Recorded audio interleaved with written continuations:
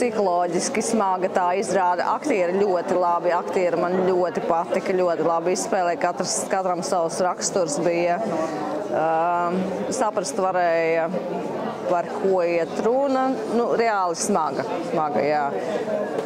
Pēdējie vārdi man ļoti patika, pateica vēlreiz, nē, laižiet mani ārā, tā kā tur bija tas vīrietis, laižiet mani ārā.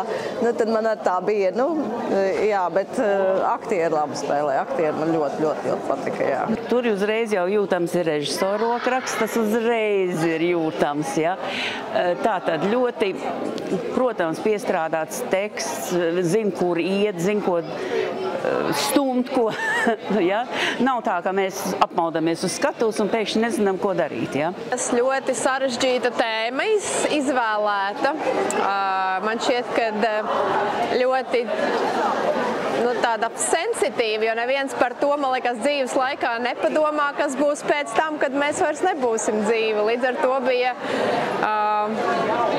interesants apcerējums, kāda cilvēka redzējums par to, kas var un kā būs. Jā, un, protams, kad lieliski atainoja, ka mēs nevienmēr novērtējam tos cilvēkus, kas mums blakus ir dzīves laikā. Uzteikums tam mūziķim, kas tur spēlē, kurš to izturēja, nu, tas ir vienkārši fenomenāli. Kādiem tas beigās jau tā kā bija spied uz smadzenēm. Aktieru spēle bija ļoti skaista, spilgta.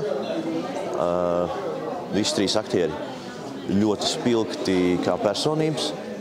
Burvīgi bija aktieri, tā saspēle, un viņi paņēma mani līdzi, jo tā ir māksla, uzrunāt skatītāju, un man bija tā sajūta, ka es tur biju ar viņiem uz to skatu. Tā kā, man liekas, darbs bija ļoti labi izdevies Ingmāram šoreiz, man ļoti patika.